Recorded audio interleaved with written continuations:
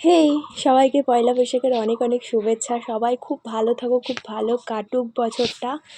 আর এই ভিডিওটা আমাদের গ্রামের বাৎসরিক কালী পুজোর ভিডিও, যেই পুজোটার জন্য আমরা ছোটোর থেকে অপেক্ষা করে থাকি যে কবে পুজোটা আসবে। আমরা দিন গুনতে থাকি। ছোটোবেলার মতন মজা যদিও হয় না, কিন্তু ওই একটা আছে না, আবেগ কাজ করে।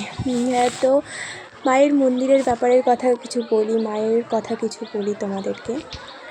যেটা আমি বাবার কাছ থেকে শুনেছি, যেটুখানি শুনেছি সেইটুখানি আমি তোমাদেরকে শেয়ার করছি। আমাদের গ্রামের মা রক্ষা কালী মা রূপে পূজিত হন, যিনি স্বপ্নাদেশে পাওয়া আর কি। আমাদের গ্রামে মানে যিনি স্বপ্নে পেয়েছেন আমাদের গ্রামের নয়, অনেক দূরে ওনার বাড়ি। আর আমাদের মা পূজিত হয় ব্রাহ্মণের হাতে নন, ঘোষের হাতে। মানে ওনাদের এই 3টে পুরুষ চলছে, 3টে জেনারেশন চলছে আর কি, পূজিত হয়ে আসছে ঘোষ কোনো মন্ত্র ছাড়াই। ব্রাহ্মণেরা নিতে চেয়েছিল বাট নিতে পারেনি। তো মায়ের বিগ্রহ এখানে মাটি থেকে উঠে এসেছে। আর শুধু মায়ের চরণটা আছে আর দুই দিকে দুজন সখী আছে। আমি জানি না ওটা কী শিলা, ফটোটা আমি তুলতে পারিনি, কোনো এক সময় তোমাদেরকে শেয়ার করব।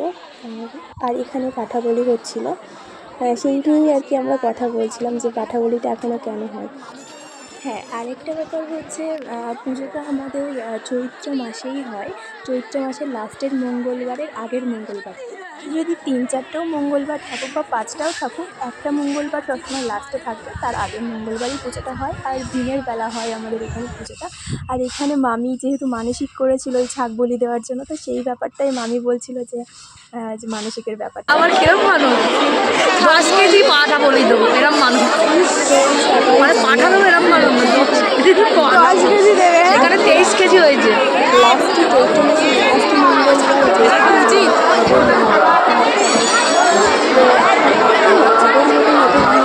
দেখে ভিডিও করছি আমি, দেখলাম এত কম মানুষ। তো যাই হোক, বলি হতে হতে কারেন্টটাও চলে গেল। তো যখন লোডশেডিংটা হয়েছে আমরা এটাই বলছিলাম যে মা মনে হয় চান না যে বলিটা হোক, বাট কিছু করার নেই। আর তারপরেই বৃষ্টিটা নেমেছে। তো যাই হোক, বলির শেষে শুরু হয়েছে বাতাসা হরিণের। বাতাসার সাথে প্রচুর লজেন্স দেয়, আমরা ওটা ভীষণভাবে আনন্দ উপভোগ করি ওই মুহূর্তটা, মানে বাতাসা করানোর যে কী মজা। তো বাতাসা হরিণের হওয়ার পর আর কি পুজো শেষ হয়, ততক্ষণে সন্ধ্যা হয়ে যায় আর কি।